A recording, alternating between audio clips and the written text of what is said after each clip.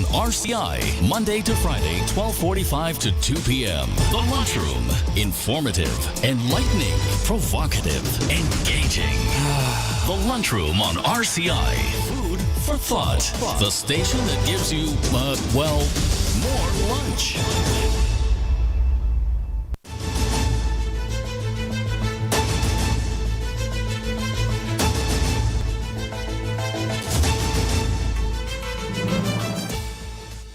Good afternoon and welcome to the Lunchroom on Radio Caribbean International for Thursday, November the 9th, 2023. It is program number 1091 of the Lunchroom, and I'm your host, Calix George Jr. Now, in addition to 101.1 FM radio, you can get us at the website. It is rcistlucia.com, and as well, you can follow us on YouTube. Just search for Radio Caribbean International on YouTube, and of course, be sure to subscribe to that page. Excuse me. And make sure that, of course, you also share that link with your friends and family. The number to call in and tell us what's on your plate today, it is 452-3046. And you can also message in on our WhatsApp number. That is 724-0008. So again, the mainline number is 452-3046. And our WhatsApp number, that is 724-0008. Now, some history for today. In the year 1799, Napoleon Bonaparte pulled off a coup and became the dictator of France under the title of First Consul. That's about the time he also married Josephine from St. Lucia. In 1980, Iraqi President Saddam Hussein declared holy war against Iran. 1985 on this day saw Russia's Garry Kasparov at the age of 22 becoming the youngest ever world chess champion, with a 13-11 win over fellow countryman Anatoly Karpov. In the year 1994, Darmstadtium, which is a chemical element number 110 in the periodic table, was discovered at GSI Helmholtz Center for Heavy Ion Research, and happened near Darmstadt in Germany. And in 1998 on this day, the brokerage houses are ordered to pay $1.03 billion to the NASDAQ investors to compensate for price fixing, and that was in fact the largest civil settlement in United States history. Now we are going to be discussing the upcoming annual conference of delegates of the St. Lucia Labour Party, the ruling party here in St. Lucia, and of course the performance of that government over the time since they have been elected. And of course we're going to be speaking to the communications director of the St. Lucia Labour Party. She is Senator Lisa Jawahir. We'll be right back for our dish of the day.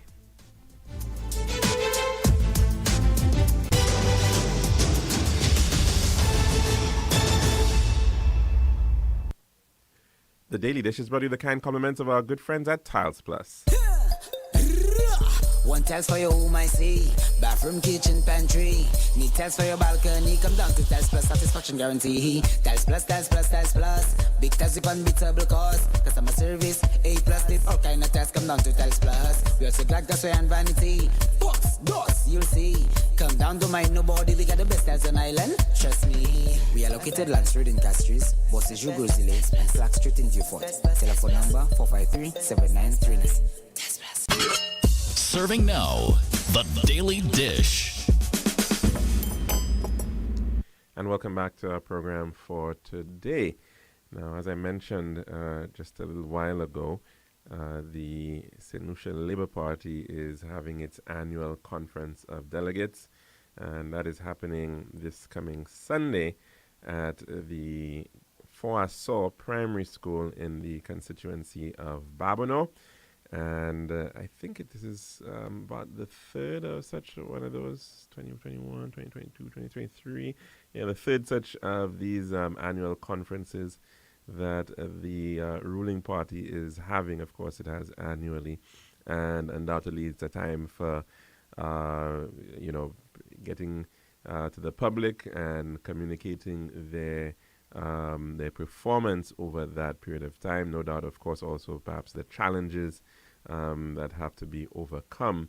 And that is happening, as I indicated. It's also the open session of the two-part event for the St. Lucia Labour Party. Now, to tell us a lot about that performance and what has happened in, according to my count, 2 years, 2 months, and 20 days ago since that general election of July 26, 2021. So very pleased to have in studio with us. She is Senator Lisa Jawa here, and of course she's also the communications director of the St. Lucia Labour Party. Lisa, thank you so very much for joining us. Thank you, Calix. Thank you, as usual, RCI. Thank you to those who are at home, those who are listening in the diaspora, wherever you are. I'm really happy that you have decided to join us this afternoon.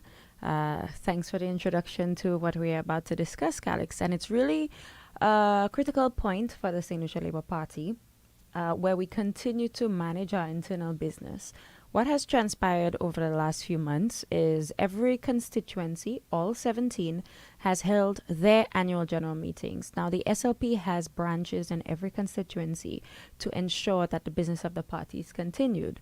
Whilst there are parliamentarians who come and who go, the institution that is the SLP continues to remain. And so we see general elections in the constituency. They appoint the election of a chairman, PRO, treasurer, and the like to carry out the business and to push the work that the government is doing, whether we're in government or we're in opposition. And to culminate that, we host two conferences, one being the closed conference, which is for card-carrying members of the SLP, persons who are delegates of the SLP, a little over 20-something of them representing their constituency. There's a closed session where the National Executive and the National Council of the St. Lucia Labour Party meet to discuss, handle internal party business, whether it be elections, issues, resolutions, etc. And then we have the open conference. So this year, our open conference will be held at the Foaso Primary School from 3 p.m. in Babono. Now, last year, October, we had Honorable Roosevelt Skerrit, Prime Minister of Dominica and leader of the Labour Party in Dominica, come to deliver the feature address in Mico North. Mico North was very significant for us because we saw how Honorable Jeremiah Norbert made history for the SLP there. And it was the first time any Labour Party candidate won that seat. So it was a historic election, and we are really grateful to the people of Mico North. We recently held a meeting in Passias, at the Passias playing field, and the Labour Party honored some of its stalwarts in Mico North. You know, as a show of gratitude, thank you for supporting us all of those years, despite the fact that we've never won that seat. But this time we did. This open conference, our feature speaker is Honorable Deacon Mitchell. Now, Honorable Deacon Mitchell also made history in Grenada, and he won that seat. Well, he won the elections, bringing home the seats to the National Democratic Congress. And so his party is reigning, and he was involved in politics for just a few months prior to becoming leader of the NDC. And so we saw what was felt to be an inspiring, motivating movement of young people throughout his time in politics, and now his cabinet is also filled with youth, energy, experience, and we thought it fitting to have someone like him come and assist us in sharing what it means to move forward together. And that's our theme, moving forward together. Of course, the SLP is not a party without its own challenges. What I admire about this party is we do our best to handle our business indoors. And we deliberate and we make our decisions, and the majority of persons vote. At the last conference, the last closed conference, Prime Minister Philip J. Pierre was voted unopposed, unanimous. It was 100% vote of confidence in Honorable Philip J. Pierre as leader of the SLP. This time, we would not be seeing that election because it doesn't happen every year. But this time, for the open conference, all roads will lead to Babono, Foaso Primary School. We are coming to you at 3 p.m. this Sunday, November 12th. Now, a question that most people have, Calix, is how do I get there? For those who do not have transportation, we ask that you reach out to your SLP branch in your constituency, your rep's office, the SLP branch, to find out where your bus pickup points are, and we'll ensure that we get you back to those locations safely. It will be the biggest open conference yet. There'll be lots of entertainment, inspirational singers, and our local talent will be on display, Calix. That is something that we very much want to push this time around. We have a lot of local talent will be on display. Whatever instruments they play, persons from the constituency of Babonneau will be highlighted. And yes, each constituency has sent in a name of someone that they would like to be recognized at the open conference. Of course, you know, when you think of Grizzly that has almost 30,000 persons on just the voters list, how do you make that decision? Everyone will not necessarily be able to get an award, you know, on the same day. But I believe that the names that are put forward, people will really acknowledge and understand that, you know, of course, these persons are deserving. And we hope to also honor a few other persons. We have special awards like the George Charles Award, and I'm not going to say any more or as to what the other awards are, but sometimes you think that your work is not being recognized, you think that nobody's watching, and then the party says, you know, we have to show recognition, we have to say thank you. All of the work that Honorable Philip J. Pierre has been putting in, him and his cabinet of ministers, it's really to lay the foundation of what's to come next year. PM did say that next year is the year for infrastructure. So the foundation is being set, Calix. We see that through the youth economy. We see that through the MSME program. We see that through the one laptop per child. We see removing facilities fees. Math and English fees for CXC have also been waived. Universal healthcare, first phase, free testing, lab testing to pregnant mothers and ultrasounds, and the like. All of these things are really initiatives to empower our people. So as they become, you know, the ones to control their destiny, as they become employers and not just employee, as we continue to show them how to fish, we hope that the work that we'll be putting in the next year to come will really top up what we have already put in. And that is the groundwork.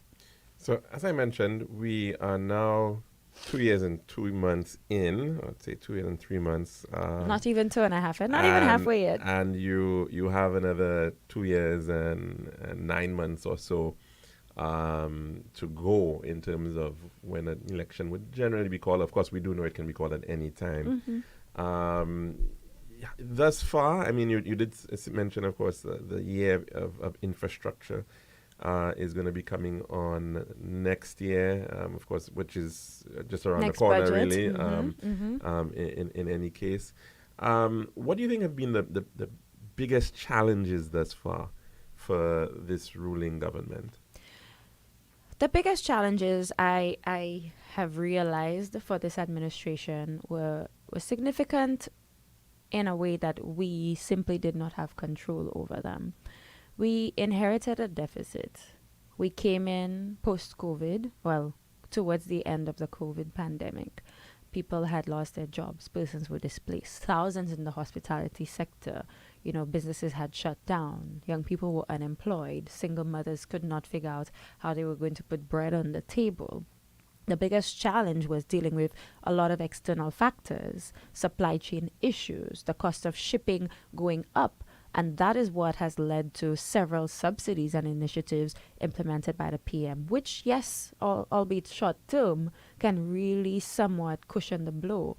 And I refer to the 12.5% VAT that has been removed for 2 years on building materials like cement, like lumber, plywood, steel, galvanized, these 5 critical items that people use in construction.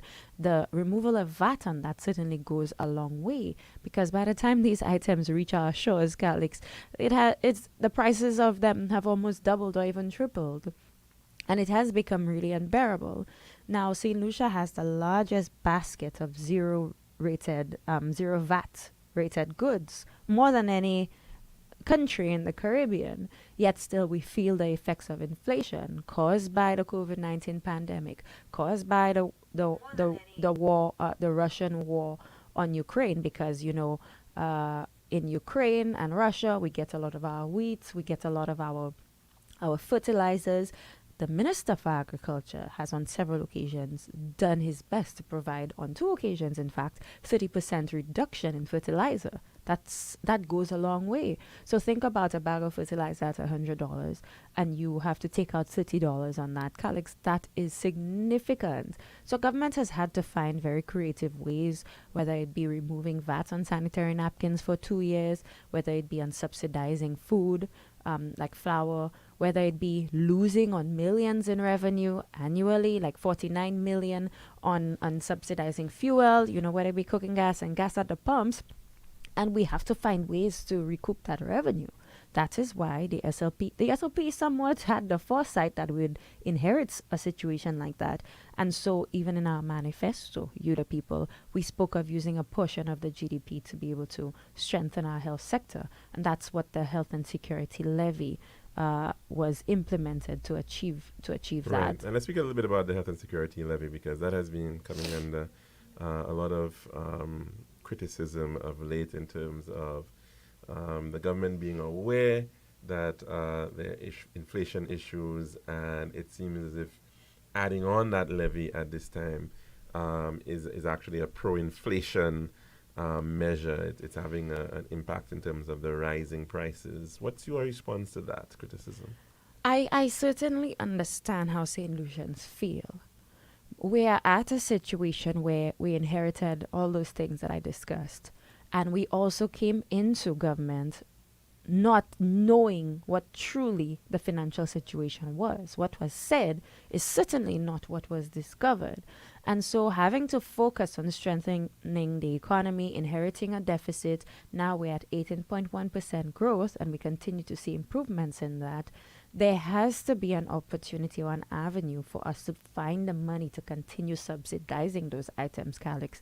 Because if we don't find the money and we continue subsidizing those items, we'll be left with nothing. How are we going to feed people? How are we going to strengthen the health sector? How are we going to offer free medication for persons with diabetes? How are we going to offer, medication and medical support to persons over the age of 80, and it's about 3,700 of them.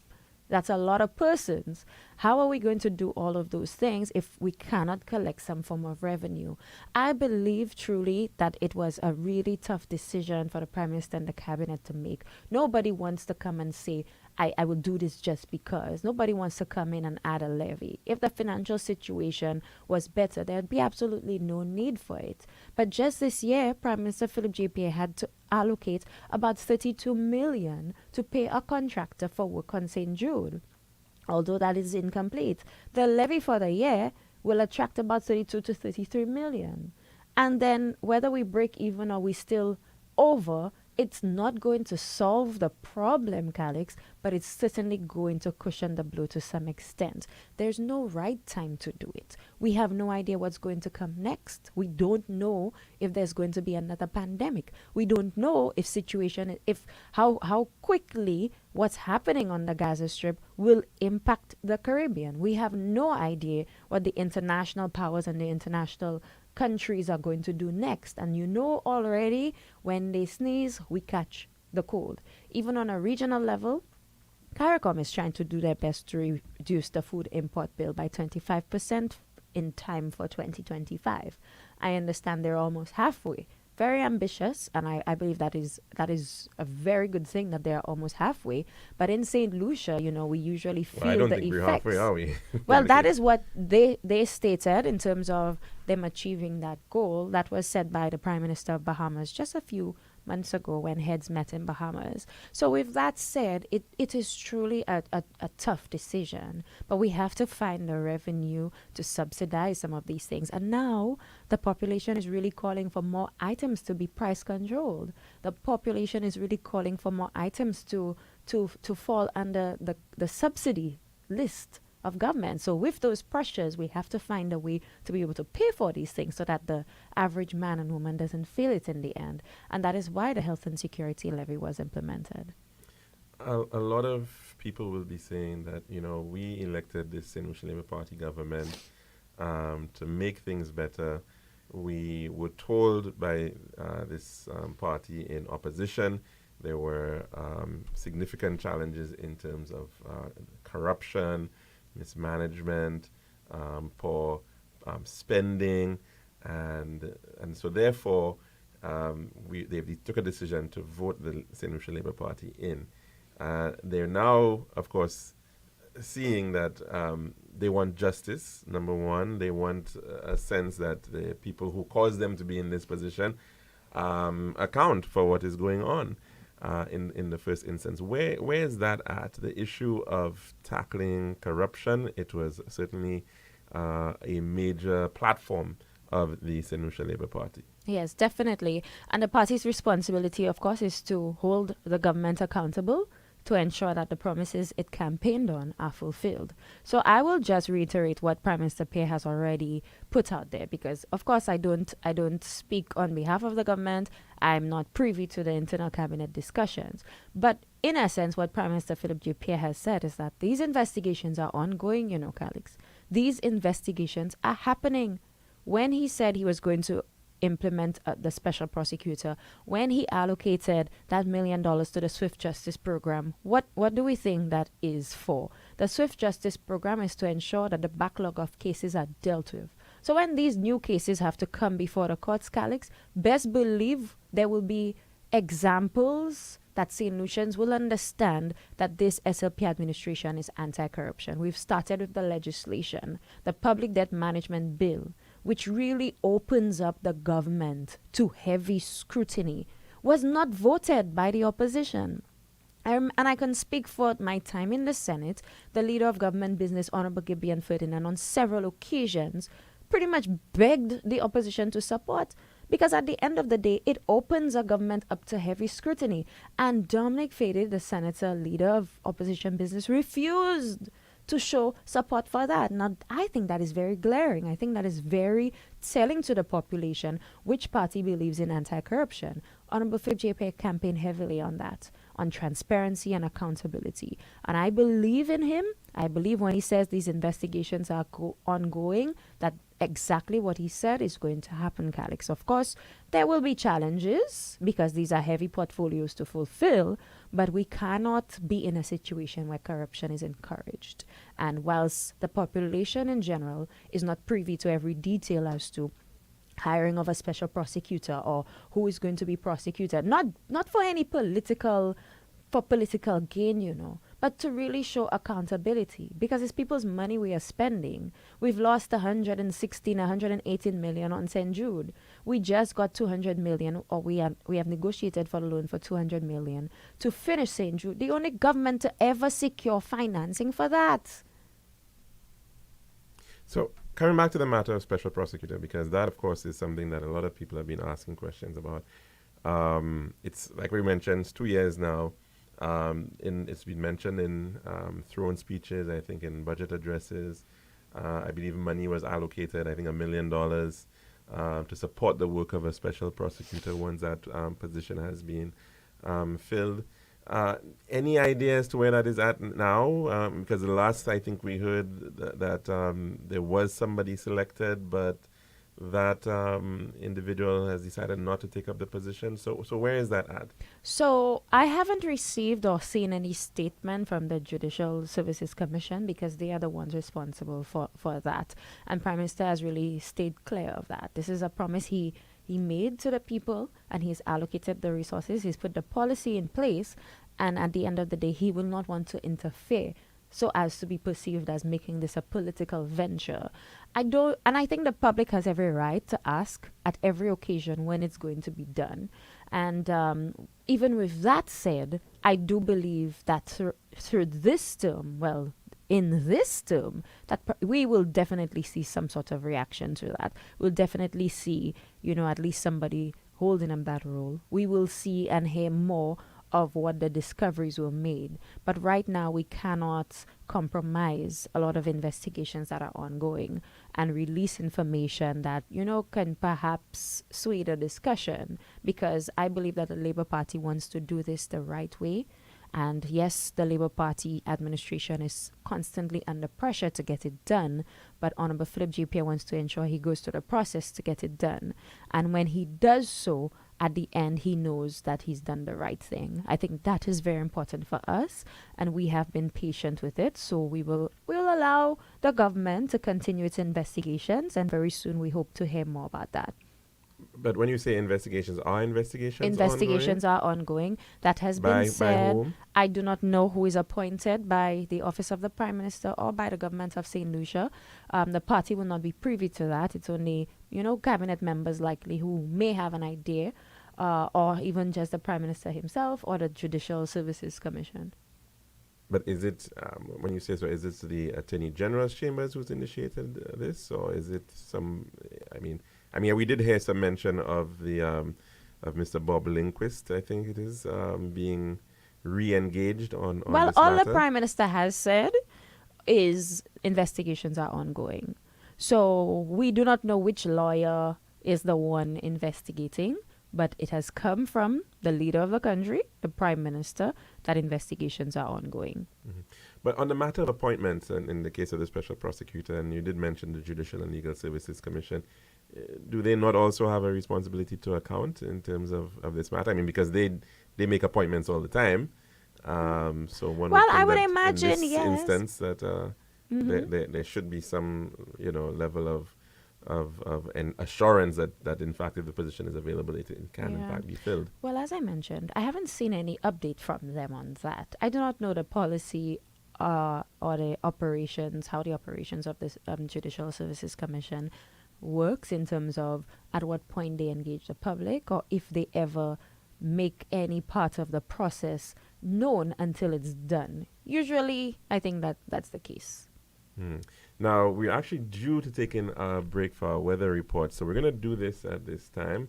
Compliments the St. Lucia Met Services. But when we come back, of course, we will continue this conversation which we're having on the lead up to the St. Lucia Labour Party's annual conference of delegates, that open session happening at the Foresaw Primary School come Sunday 3 p.m. at 3 o'clock with a feature speech by the Prime Minister of Grenada, the Honorable Dickon Mitchell. But we are ending our dish of the day, and we will continue to have that conversation with Senator Lisa Jawahir after the weather report. This has been The Daily Dish.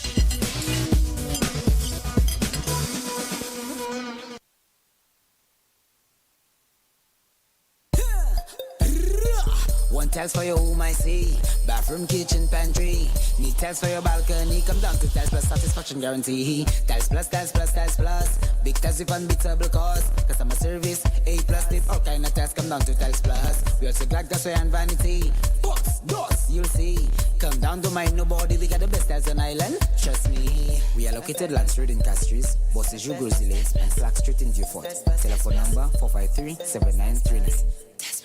Make your home merry and bright with Island Styles massive Christmas sale. Our wide range of porcelain and ceramic tiles are on sale up to 50% off. And that's not all. Save up to 15% off. Bathrooms with bundle and save. The more you buy, the more you save. On gorgeous bathroom vanities, bathtubs, faucets, shower glass, toilets, and more. Plus, contractors and tilers are in for a treat with our special discounts on tiling tools and accessories. Sale on now at all locations. Castries, Rodney Bay, and Viewfort. Or call 450-452 or 453 Tile. It's time to deck the halls, deck the walls, or even deck the deck with huge Christmas savings only at Island Style. This is Radio Caribbean International. It's now time for the weather news. And that's all, of course, on the 1.1. It's now time for your weather report as of 12 noon today, presented by Island Style Talamba. The forecast for St. Lucia Valley for the next 24 hours. The winds will be blowing from the east near 20 miles per hour or 31 kilometers per hour. The weather fair to partly cloudy with isolated thunder. I'm going to read this over. The weather fair to partly cloudy with a few isolated showers this afternoon and tonight, becoming occasionally cloudy with some scattered showers from tomorrow morning. The forecast for Lillis Antilles, fair to partly cloudy with a few isolated showers this afternoon and tonight. Generally cloudy with scattered showers and possibly isolated thunderstorms mainly over the central Windward Islands and areas further south from tomorrow morning. The tropical weather outlook, weak and stable conditions over the Lesser Antilles will cause a few isolated showers over the islands this afternoon and tonight. The intertropical conversion zone is expected to cause cloudiness, showers, and possibly isolated thunderstorms over the southern portion of the region from tomorrow morning. Tropical cyclone formation is all expected over the tropical Atlantic during the next 7 days. And this was the Ready Report as of 12 noon today, presented by Island Style Talent Bar. This has been RCI's Weather News. For more information, call the Weather Hotline at 454-3452. RCI 101 number 1. Make your home merry and bright with Island Style's massive Christmas sale. Our wide range of porcelain and ceramic tiles are on sale up to 50% off. And that's not all. Save up to 15% off. Bathrooms with bundle and save. The more you buy, the more you save. On gorgeous bathroom vanities, bathtubs, faucets, shower glass, toilets, and more. Plus, contractors and tilers are in for a treat with our special discounts on tiling tools and accessories. Sale on now at all locations. Castries, Rodney Bay, and Viewfort. Or call 450-452 or 453 Tile. It's time to deck the halls, deck the walls, or even deck the deck with huge Christmas savings only at Island Style.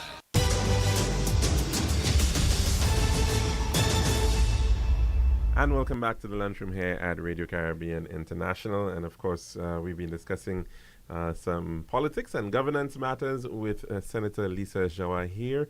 She is a St. Lucia Labour Party senator. I'm not too sure how many females there are, but in the Senate, 6 right of now, us. 6 females in the Senate out of 11, majority females. Well, six government. So we have Senator Pauline Antoine Prosper, Senator K. Gianna, Senator Allison, Madam Alvina Reynolds, Ferropolius, opposition, and myself 6. 6, so okay, and that's interesting that we have a majority female Senate, upper house in St. Lucia, and just recently I think you were elected to a regional, hemispheric appointment. Tell us a little bit about that. Yes, so Parlaméricas, which is really the organizing body of parliaments in the Americas, that includes the U.S., but has been focused mainly on the Caribbean, Central, South America. They really bring parliamentarians together to discuss issues. And I was elected in Mexico mid-September, or towards the end of September, as the vice president for gender equality for the Caribbean. And since then, we were able to bring Parlaméricas and UN Women to St. Lucia. Well, the UN Women branch in the Eastern Caribbean, based in Barbados, they were just here about 2 weeks ago. And we had a discussion on gender equality and sustainable development. One cannot go without the other, especially as we've seen a lot of the statistics show that female participation in the economy will boost your economic activity by about 40%. I think that is significant, and we have to use our women in critical areas where their skills can really bring out the returns that we want in various organizations, whether it be emotional intelligence, whether it be their people skills, their organizing, their mobilizing, and of course their intellect. We have to use them to drive our economy. And so my role will focus a lot of gender equality at the crossroads of food security, sustainable development, climate change. One really cannot go without the other. Typical example, Castries Southeast, lots of farmers prone to flooding, and it's an area obviously I'm very passionate about and see how my advocacy can improve the lives of people there. But that role is more on an international level. I am based in St. Lucia. It's part of my senatorial duties. So it's not like I've gotten an appointment to go to Canada, as somebody asked me this morning. I will not be going to Canada to work. My work is service to my country, and so I am based in St. Lucia. And it will require some travel, but travel on behalf of St. Lucia in the capacity as senator. So I'm really grateful. I'm really happy. That nomination was put forward by the Speaker of the House, Honorable Claudius Francis, And, the party has really been pushing women and young people. Wonderful. Congratulations Thank for you. that. Now, before we go any further, I know we're already getting some calls in, so let's try to see if we can Okay. get them in as they are coming in. Good afternoon and welcome to the lunchroom. What's on your plate today? Well, what's on my plate, Alex, today is that there are a few things I think the opposition is really just forgetting. I heard Dominic Fede last night on Timothy complaining about how the price of food has gone up, how the price in the groceries have gone up, and all of that. I don't think they have any education in world affairs because he has to know that there's been a shortage of food worldwide because of that war in Ukraine. And it has caused the food to go up in price. The transportation people, that's the ships, have taken advantage as businessmen to increase the price of transportation. But my question to Dominic Fede, if he's forgetting who brought in Massey was who brought in Massey into St. Lucia. It was his father and himself. Not himself, his son, Alan. So when he says about all of that, they're not reflecting on who did the damage before. So if Massey is overcharging, according to some of the people, it was Alan and his government that brought in Massey. So they should be addressing Massey. Another thing I think I would like the senator to explain a little more, because I think that 2.5%, it is going across the education is not clear on it. Because people are thinking that 2.5% on everything. Now, my beef is this. Health is of necessity. There's a saying that says a healthy nation is a prosperous nation. We have neglected health, government after government, for a long time. It's only recently that we are taking into consideration the importance of health. Long ago, the politicians thought if they build a road, that will bring in more votes. And health has always been neglected. And now we are realizing that this is a costly thing. Now, to get good health, it's not cheap. Very good, top-notch doctors don't come cheap. Universities are after them.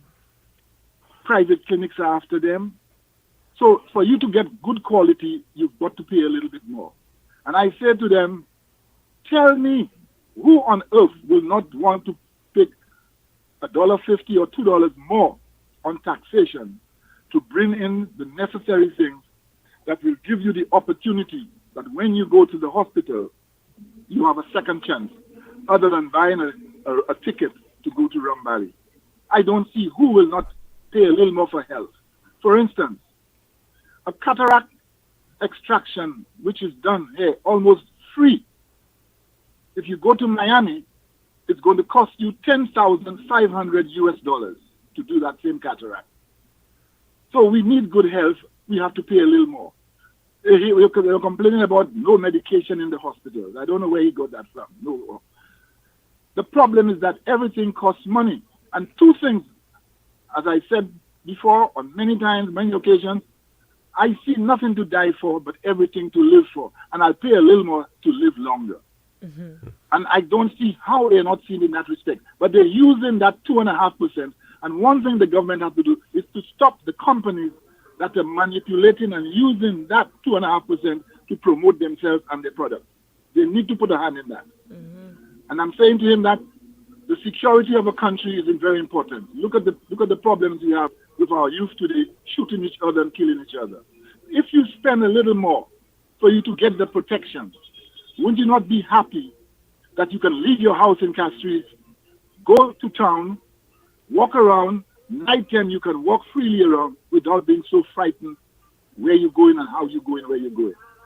So I don't see the argument. And I think the government must get on a PR and start putting that thing in a better way for people to understand it, because they are using this thing and making an issue out of it and making it look worse as if it's much more money. And I'm certain that St. Lucians are not stupid.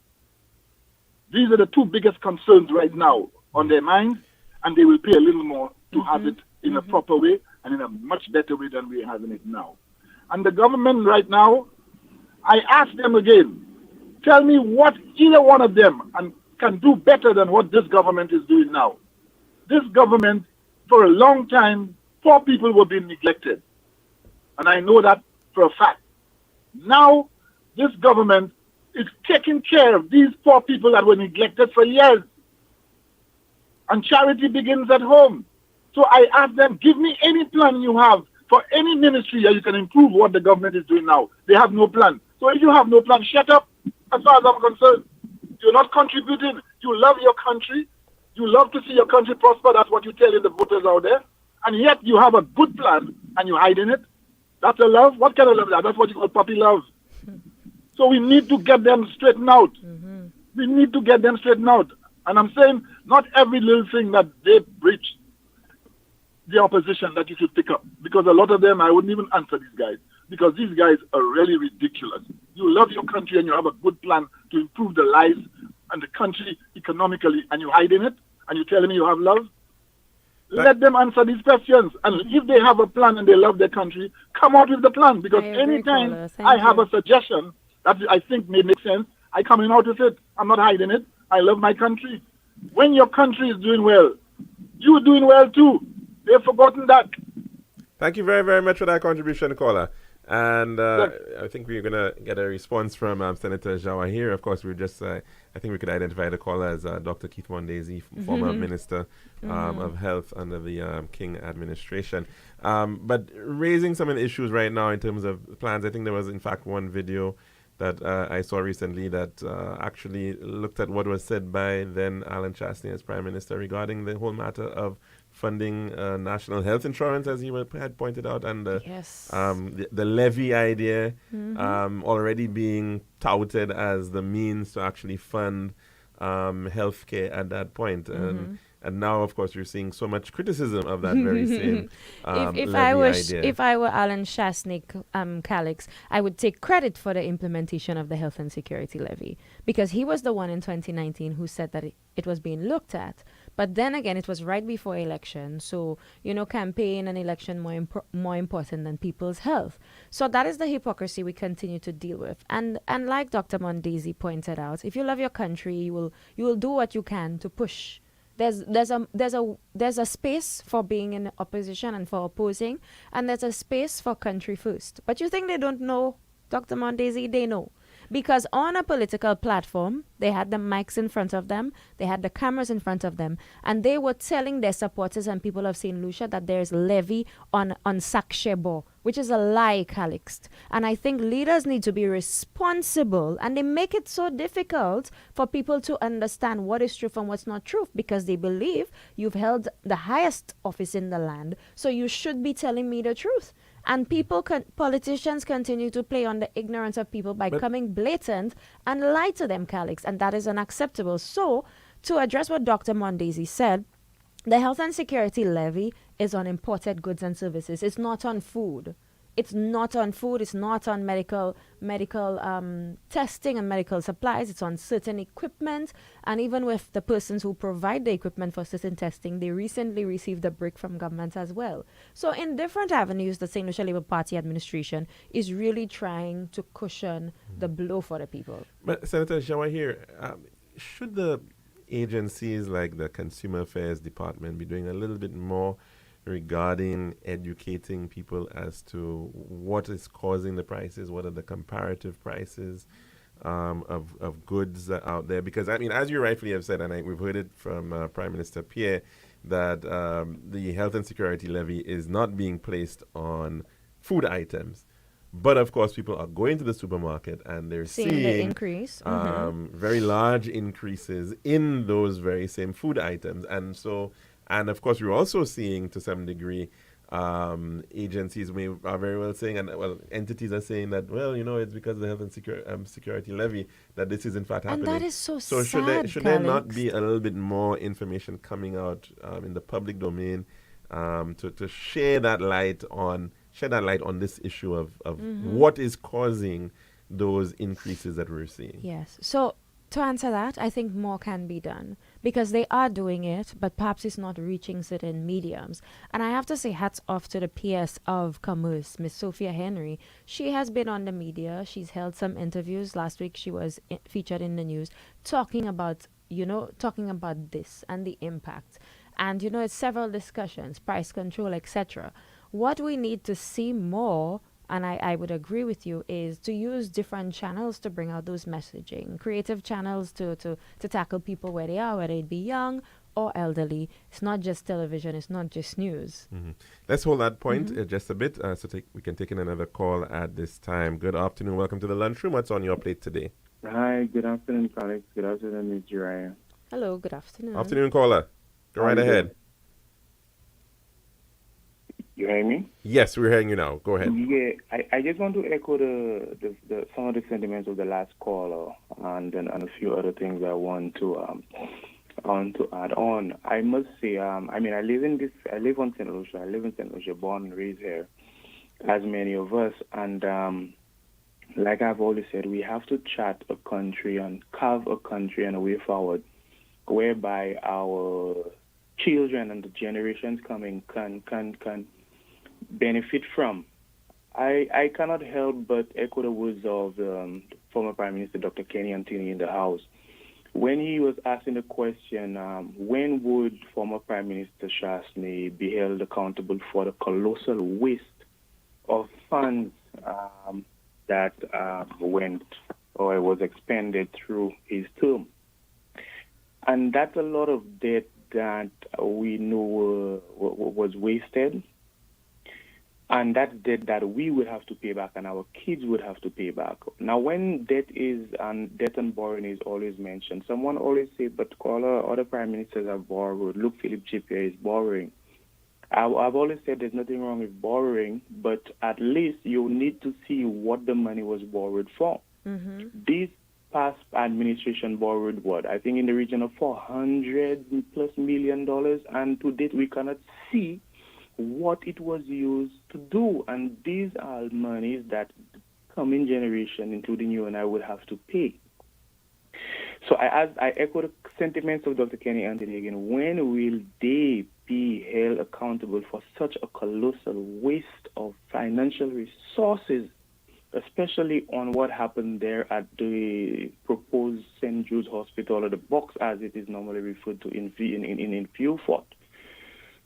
I move to the issue of roads. We hear a lot of talk about roads, Calix, roads. Again, I have to echo the sentiments of a caller this morning on another program. I need to ask the former administration, what was done on the roads from Cap Estate to Soufrière and from Vieux-Fort back to Castries as it pertains to maintaining our main roads? We saw a lot of rush just before an elections to fix up roads in quotes, thinking that this would fool us and cause us to bring them back into power. And it mash up already, eh? Pardon? It mash up already in 2 years. I mean, roads does not just mash up overnight. What has the maintenance program done for the last 5 years? And all you can hear from the opposition now is roads. It's a pity that now we have to be in such a situation with our roads. But the government came in and you don't have the type of money that we would have wished to take care of the roads. I have to wonder whether this opposition is really serious. I listen daily, and a lot of the things that are good for us as a people, they oppose. So you have to ask yourself, do those people live here? Are their hearts really here? Because they oppose CCJ, something that would benefit us so much in St. Lucia and the Caribbean, and not have to go to the Court of England and pay so much money. It is pretty much prohibitive, and we call for justice. How can you call for justice when you have an administration that is making justice so readily available to us at a fraction of the cost, and you as an opposition is opposing that? So what are you telling to your own supporters? What are you telling to your own supporters? I am opposing what is good for you. Impacts report. Impacts report. I can remember clearly the former Prime Minister, Mr. Shastney, said, and that was just before elections, because of due to negotiations and talks by him and his administration, that the impacts report, right, was taken care of or dealt with and solved. And now we in that same opposition is coming and ask this prime minister, this administration, to solve impacts. To solve impacts. I mean, look at the state of our security. Look at the crime and the stuff that's happening in St. Lucia. And I'm saying all of this because I live here. Like the former caller said, I want to know that when I leave my wife and my son in my house, right, that they are relatively safe, that the police will be able to respond quickly because they have the equipment necessary to have them respond if something were to happen, if a crime were to happen. And yet you have an opposition party opposing the imposition of that 2.5 that would help security beefed up in St. Lucia, have our health system get to a place where it is. I had cause to go to OKEU recently because I was not too well, and the amount of time it took to get basic services rendered to me is that what we want? And you have an opposition opposing what will benefit us as a people in St. Lucia, right? Like the former caller said, the talk about prices, because they think St. Lucians are stupid, they think St. Lucians are foolish and ridiculous and have forgotten. And we are not educated about world matters. All right, caller, thanks very, very much for that contribution. I think you've spoken on so many very important issues, but let's give Senator Jean here a little time to respond to that. Yeah, I like the context that and the examples the caller gave, because he spoke of he wants to feel good knowing that he can leave his wife and his son in the house. And they could be, and he said relatively safe, because of course there are things you don't have control over, that the police can access them. That is what the health and security levy is about. He admitted the challenges he faced at OKEU and realizes that the implementation of the levy will take care of that. Just today, the Office of the Prime Minister, a few moments ago, the Office of the Prime Minister released an interview with Dr. Alicia Eugene Ford, who is the director of the Universal Health Coverage Program, indicating how the health and security levy will benefit and strengthen the health sector. So this is for St. Lucians. Now, Alex. I think earlier on a program, another radio program, a former director of implementation, Nancy Charles, was on that program. Listening to her, almost suggesting that healthcare has never been worse in St. Lucia, and was speaking about the issue of medication not being present and all sorts of other things. Your take on some of those statements? As the reality, medication not being present didn't start in 2021 when SLP came into government. This has been an issue. But are we supposed to stay by and allow it to continue to be an issue? No, we have to do something about it. So she's right. It's not just now.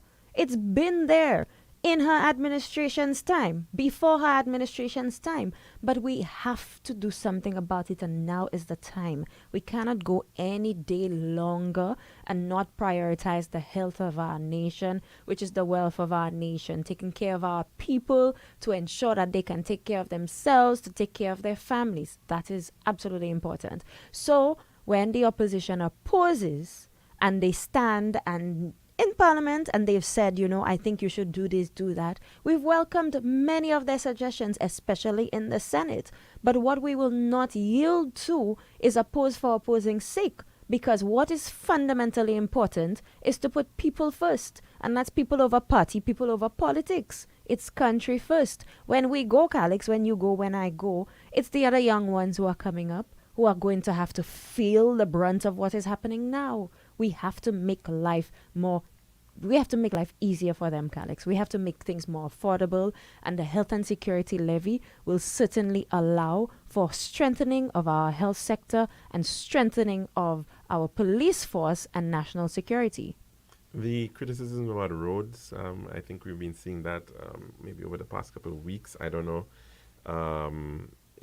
That the cycle of whether we're going through this rainy season or what exactly, but we've been seeing quite a lot of complaints about, in particular, I guess, the Millennium Highway, which has been an ongoing project for quite some time. Yeah, it's sad that the United Workers' Party negotiated and entered a contract with the terms that they did.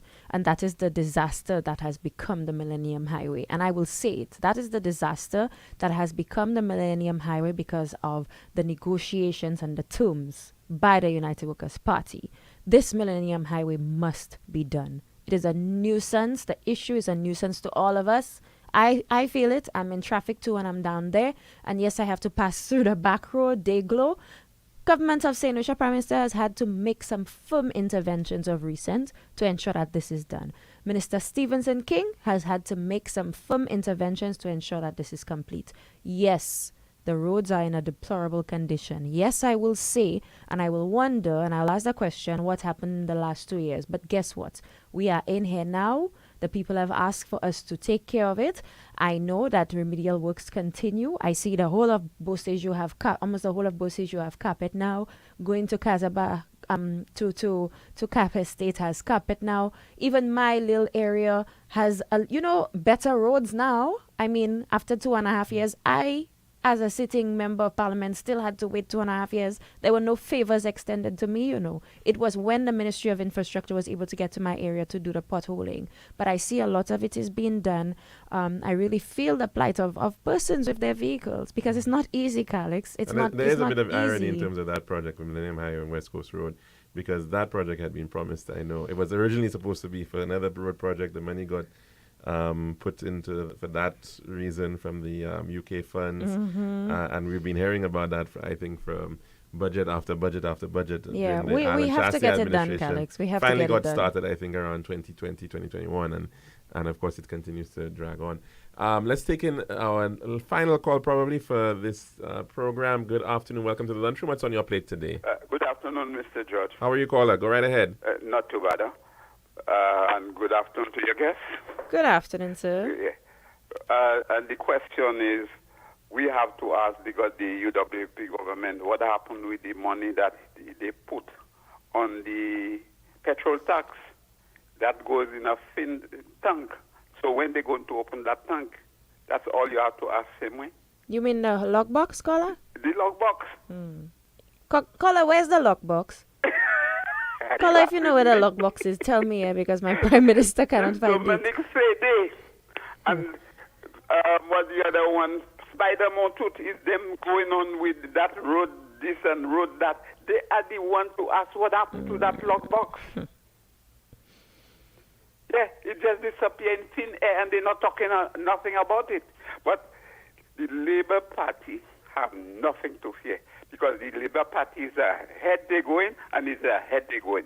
Because I saw the last match UWP had, and I was looking for the young people and I couldn't see them in the match. They didn't take no part. It's mostly middle-aged people and retiree that was in that match. Right, I saw some people in diapers, caller. I'm not too sure if they were young, but we saw quite a lot of scenes they had coming out of that match. On the stage. Yeah, where are they? Where is the young people? That is where you have to look to know that the young people, they didn't want no part in that match. I think so too. The message is there, and they get the message. And Labour Party have nothing to fear of. Is ahead we're going, and is ahead we're going.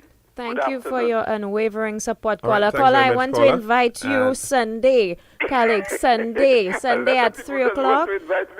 Yes, thank you, caller. Sunday, 3 p.m., people. All roads lead to Babono. We are going to the Forasor Primary School. We will be there at 3 o'clock. And Honorable Deacon Mitchell, Prime Minister of Grenada, will be our feature speaker. So ensure... And of course, also messages from the Prime Minister himself. Of course! Okay. I know PM is ready. PM done tell us, early next year we have our own march. So he's on fire. And so Sunday, we will see a lot. We will hear a lot. Yes, it will be televised. Yes, there will be a live stream. But there's no better place to be than there to see and witness for yourself what you will hear from the SLP. The biggest open conference yet at the Forasor Primary School on this Sunday, November 12th, from 3 p.m. We are moving forward together. All right. Thank you very much, Senator Lisa Jawa here, the Communications Director of the St. Lucia Labour Party. And, of course, to all those who called in and our listeners and viewers, thanks for your contribution. We'll be back again tomorrow for another program of the Lunchroom here at Radio Caribbean International. Hope you can join us for that, God willing. I'm your host, Alex George Jr., saying goodbye.